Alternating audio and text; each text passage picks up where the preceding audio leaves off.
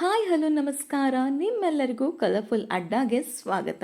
Big boss Kannada season 12ರಲ್ಲಿ ಬರಬಹುದಾದ ಕಂಟೆಸ್ಟೆಂಟ್ಸ್ಗಳು ಹಾಗೂ ಯಾರ್ಯಾರ ಹೆಸರುಗಳು ಕೇಳಿ ಬರುತ್ತವೆ, ಈ ಎಲ್ಲದರ ಬಗ್ಗೆ ಸಂಪೂರ್ಣವಾಗಿ ಈ ವಿಡಿಯೋದಲ್ಲಿ ತಿಳಿಯೋಣ. ಬಿಗ್ ಬಾಸ್ ಬಗ್ಗೆ ಹೆಚ್ಚಿನ ಅಪ್ಡೇಟ್ಸ್ಗಾಗಿ ನಮ್ಮ ಚಾನೆಲ್ನ ಈಗಲೇ ಫಾಲೋ ಮಾಡಿ. ದಿಲೀಪ್ ಶೆಟ್ಟಿ ಹಾಗೂ RK ಚಂದನ್. ಹೌದು, ಕ್ವಾಟ್ಲೆ ಕಿಚನ್ ಕಾರ್ಯಕ್ರಮದಲ್ಲಿ ಈ ಇಬ್ಬರು ನಟರು ಕಾಣಿಸಿಕೊಂಡಿದ್ದರು. ಇವರಿಬ್ಬರಲ್ಲಿ ಒಬ್ಬರು ಬರೋದು ಪಕ್ಕಾನೆ ಅಂತ ಹೇಳಬಹುದು.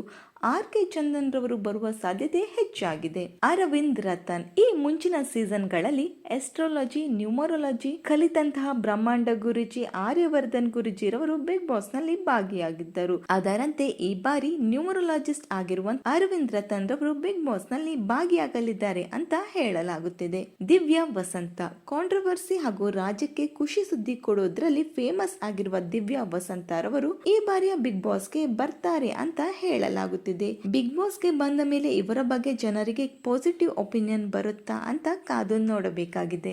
ವಿಜಯ್ ಸೂರ್ಯ ದೃಷ್ಟಿಬೊಟ್ಟು ಧಾರಾವಾಹಿಯಿಂದ ವಿಜಯ್ ಸೂರ್ಯ ರವರು ಇದ್ದಕ್ಕಿದ್ದಂತೆ ಹೊರಬಂದರು.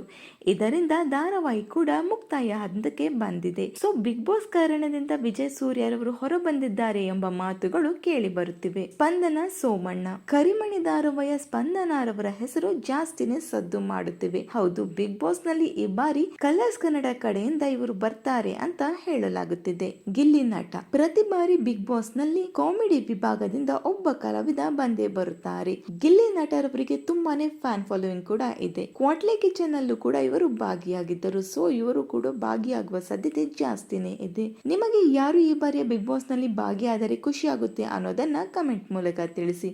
ಬಿಗ್ ಬಾಸ್ ಬಗ್ಗೆ ಹೆಚ್ಚಿನ ಅಪ್ಡೇಟ್ಸ್ಗಾಗಿ ನಮ್ಮ ಚಾನೆಲ್ನ ಈಗಲೇ ಫಾಲೋ ಮಾಡಿ. Thank you.